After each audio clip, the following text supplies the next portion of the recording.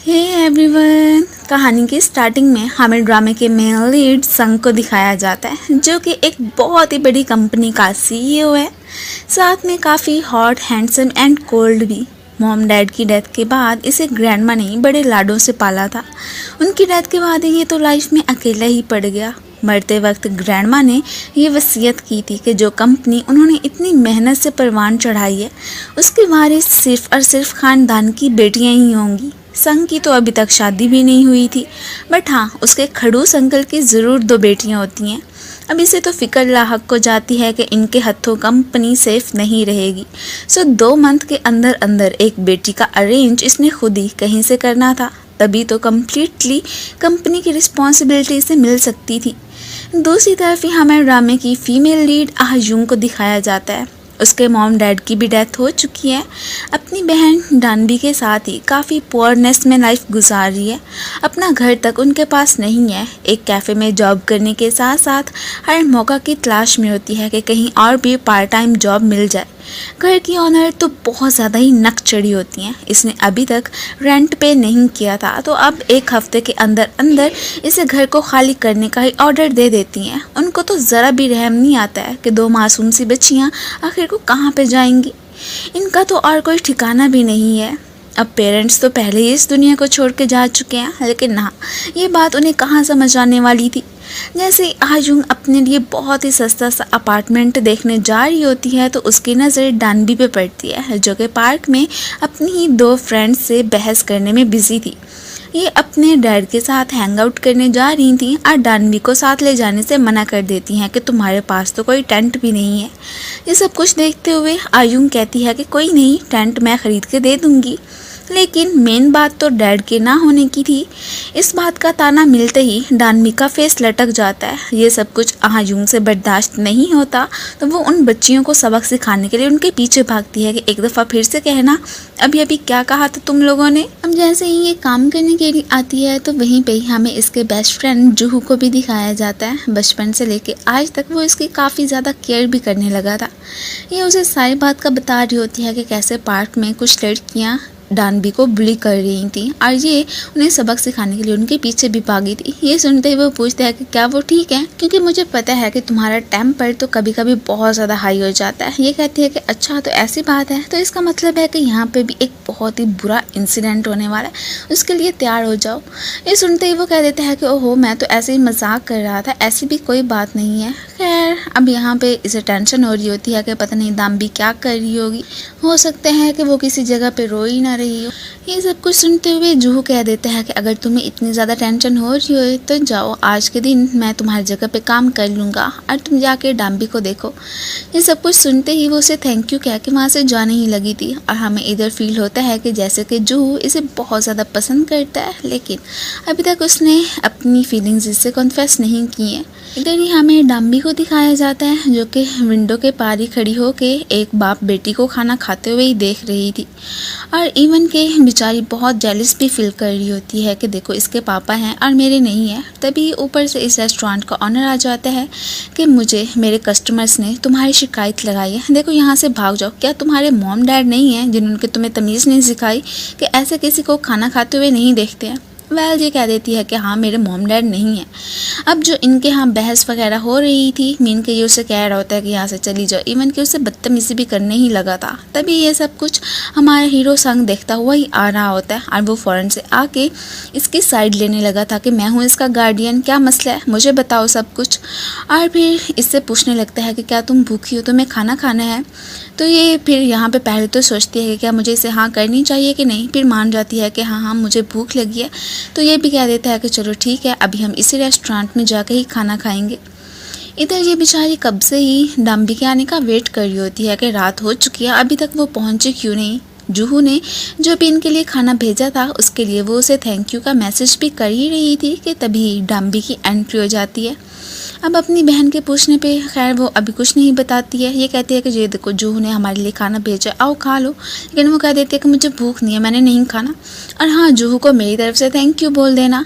ये सुनते ही ये मन में सोचती है कि इसका मतलब है कि अभी तक अब जो पार्क में हुआ था उसको लेके बहुत अपसेट है, इसलिए खाना भी नहीं खा रही है। फिर बातों ही बातों में ये अपनी बहन से पूछ लेती है कि क्या आपको पापा चाहिए। ये सुनते ही वो सरप्राइज और मन में सोचती है कि मुझे इसे कहना चाहिए कि नहीं, मुझे अब इसके सामने स्ट्रांग बनना है, अब मुझे देख के ही तो इसे कुछ सहारा मिलेगा।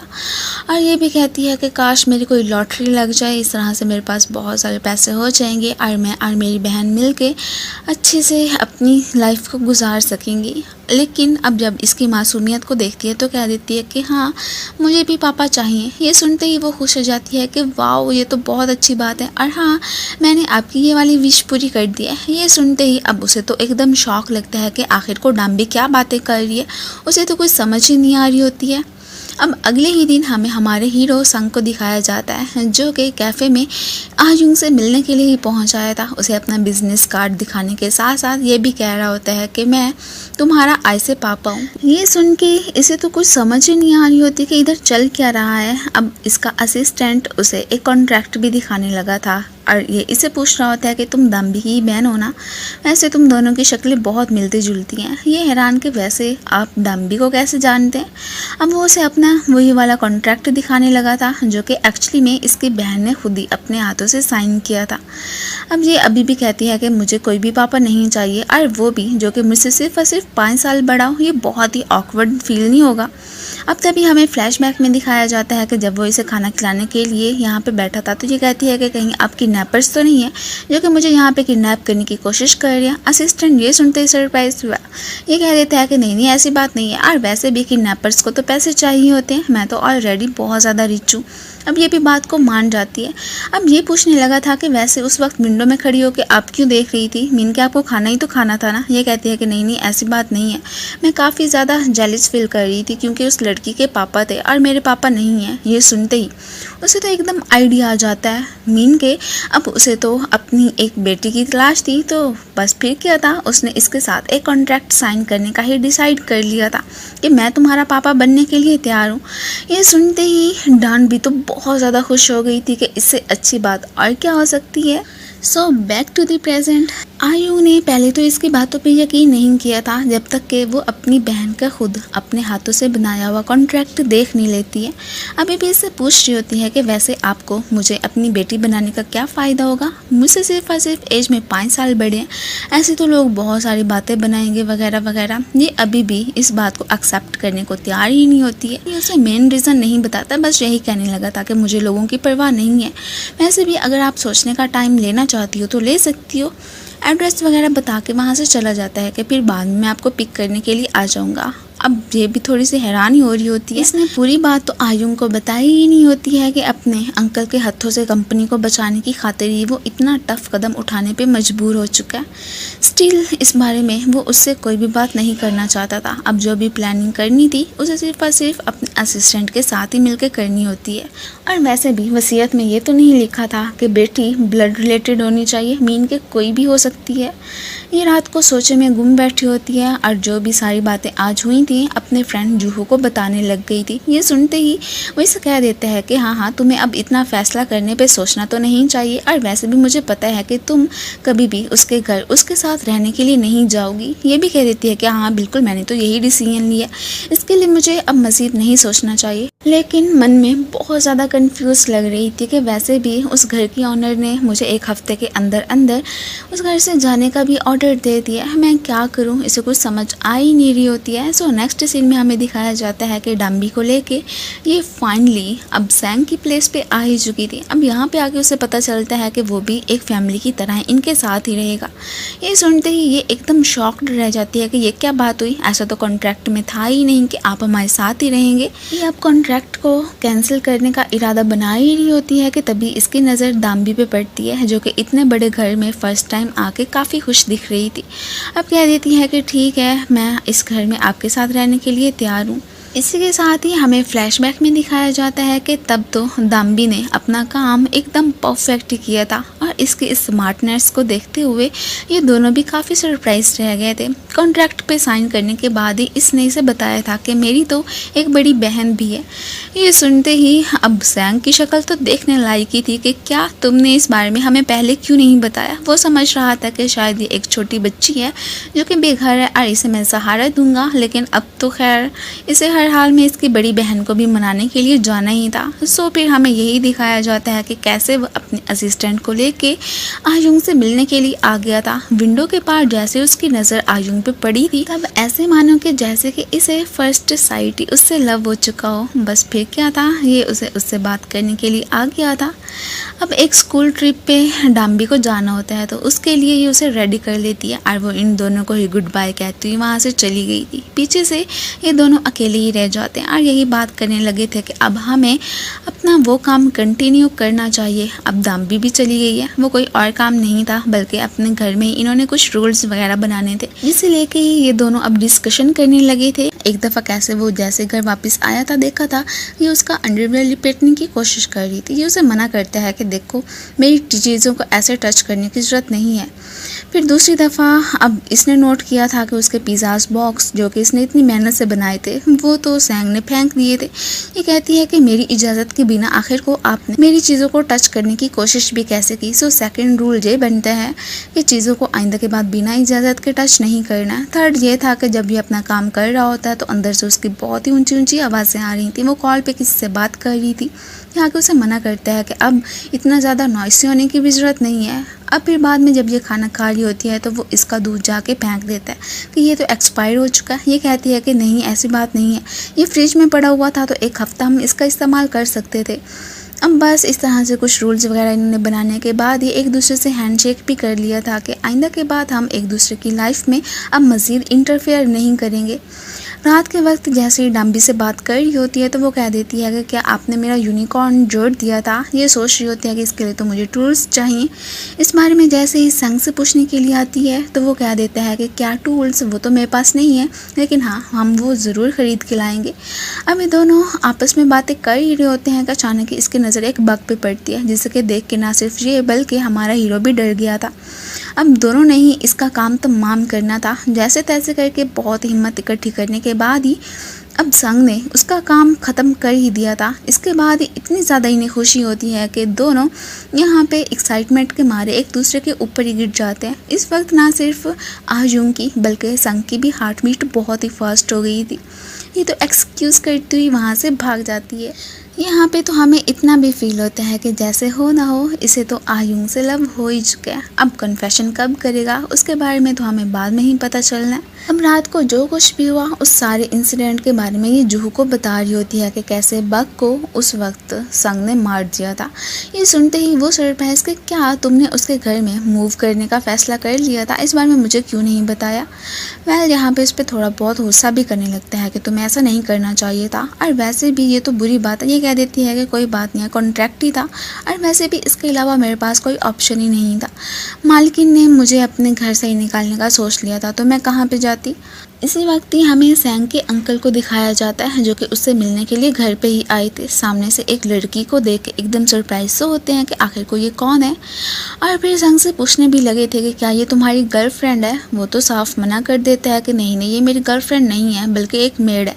ये सुनते ही हमारी क्यूट सी हीरोइन को बुरा लग जाता है कि कम से कम कुछ और ही बोल देता, लेकिन इसने मुझे मेड क्यों कहा है। हर्ट तो बहुत ही फील कर रही होती है।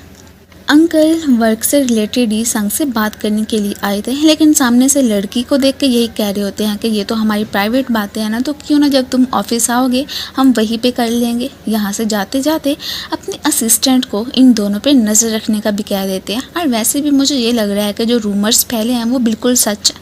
अब आखिर को वो कौन से रूमर्स हैं उसके बारे में तो हमें बाद में ही पता चलेगा। ये अब इससे अपोलोजाइज़ कर रहा होता है कि उस वक्त मेरे सामने कोई और चॉइस नहीं थी, मुझे उनसे ये झूठ बोलना पड़ा कि तुम हमारी मेड हो। वो कह देती है कि कोई बात नहीं, लेकिन मन से तो उसे बहुत बुरा लगा था ना, लेकिन अपने इमोशन से इसके सामने कंट्रोल कर लेती है कि इसे पता नहीं चलना चाहिए। वो इसे कह देता है कि हमारे बीच जो भी रिलेशनशिप है उसके बारे में स्पेशली कि अंकल और इवन के बाकी सबको भी मालूम नहीं होना चाहिए, वरना कि बहुत सारी बदनामी हो सकती है और इस तरह से मेरा जो मिशन है वो भी ख़राब हो जाएगा। मन में तो यही यही सोच रहा होता है। खैर वो भी अब कह देती है कि ठीक है, उसके बारे में किसी को भी नहीं बताऊंगी। अब नेक्स्ट सीन में ही इसे जूहू के पास बैठे दिखाया जाता है। उसे तो जैसे ही पता चला था ना कि ये तो उस लड़के के घर में मूव कर चुकी है, वो बहुत ही भड़का हुआ लग रहा था। और ये भी कहता है कि मैंने अपनी मॉम को मना लिया है, सो तुम अगर चाहो तो मेरे घर में स्टे करने के लिए आ सकती हो। लेकिन ये मना कर देती है कि अब कॉन्ट्रैक्ट पे साइन हो चुके हैं, तो इसके अलावा मेरे पास कोई चॉइस नहीं है। और वैसे भी एक कॉन्ट्रैक्ट ही तो है, इसमें क्या बुराई है। कह देता है कि चलो ठीक है, तुम्हारी ही मर्जी है। और जो इसके लिए कोई गिफ्ट लाया था वो देता हुआ वहाँ से चला जाता है। बाद में उसका दिया हुआ गिफ्ट देखती है तो एकदम सरप्राइज, बग्स से बचने के लिए उसने कुछ इलेक्ट्रिसिटी गैजेट्स इसे दिए हुए थे। ये अब उसे मनाने के लिए कैफ़े आ जाती है और फिर बहुत ही क्यूट सी हरकतें भी करने लगी थी। उसका फ्रेंड था ना, तो इसलिए नहीं चाहती थी कि ये मज़ीद उससे नाराज़ रहे। और वैसे भी हर मुश्किल घड़ी में इसी ने तो उसकी हेल्प की होती है। वो भी मान जाता है कि ठीक है, अब अपना ड्रेस चेंज करके आओ और यहाँ पे कस्टमर्स को भी तो संभालना है। तभी ऊपर से दो लेडीज़ की एंट्री होती है कि आयुंग कौन है। अब जैसे उसकी नज़र आयुंग पे पड़ती है तो वो फिर उसे बहुत सारी बातें भी सुनाने लगी थी कि दाम भी तुम्हारी ही बहन है ना, देखो वो हमारी बेटियों को बुली करने की कोशिश कर रही थी, आखिर तुम उसे समझाती क्यों नहीं हो। ये सब कुछ सुनते हुए ना यहाँ पे जूहू कह देता है कि मजीद अगर इसे कुछ कहा तो मैंने पुलिस को बुला लेना, यहाँ से चली जाए। और तभी ऊपर से हमारे हीरो की भी एंट्री हो जाती है। वो इनसे कहने लगा था कि मैंने CCTV कैमरा चेक करवा लिया और मुझे यही मालूम हुआ है कि दाम्बी के साथ आपकी बेटियों ने ही बदतमीज़ी किया है, ना कि उसने। अब यहाँ पे ये भी कहने लगा था कि मैं दाम्बी और ये जो आपके सामने लड़की खड़ी है ना, इन दोनों का ही गार्डियन हूँ। अगर आइंदा के बाद कोई भी शिकायत हो तो सीधा मुझसे ही आके बात करना।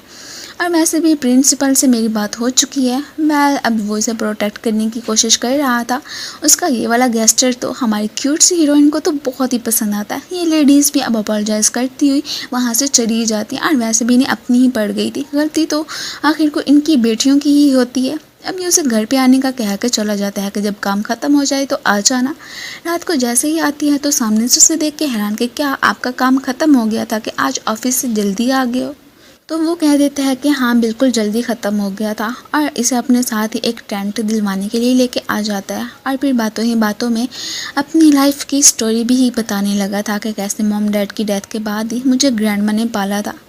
अब फिर उनकी भी डेथ हो चुकी है। वो कंपनी उन्होंने बहुत ही मेहनत से बनाई थी। अब ग्रैंडमा जो भी वसीयत वगैरह करके गई थी उसके बारे में भी वो सारा का सारा इसे बता देता है। ये सुनते ही यहाँ पे वो थोड़ी सी अपसेट तो हो ही जाती है।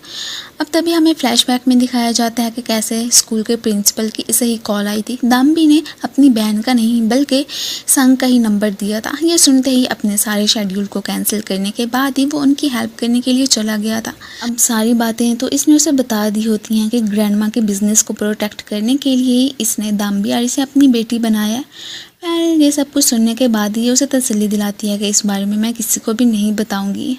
अब दोनों ही साथ में काफ़ी क्वालिटी टाइम स्पेंड करते हैं। और यहीं पे ही हमें दिखाया जाता है कि कैसे किसी पर्सन ने इन दोनों की फ़ोटोज़ क्लिक कर ली हैं। अगले दिन जैसे कैंपिंग पे जाते हैं तो वहीं पे उसी बंदे ने फिर से इनकी फ़ोटोज़ बना ली होती हैं। और ये बंदा कोई और नहीं बल्कि अंकल का ही असिस्टेंट था, क्योंकि उन्होंने इसे ही तो इन पर नज़र रखने के लिए कहा था। अगले दिन जैसे ये तैयार होकर काम पे जा रही होती है तो संग तो बस इसे देखता ही रह जाता। और ये भी कहने लगा था कि आज काम से जल्दी वापस आ जाना, क्योंकि दाम्बी के साथ मिलकर हम डिनर करेंगे। वैसे भी हमें काफ़ी अर्सा हो चुका है ना।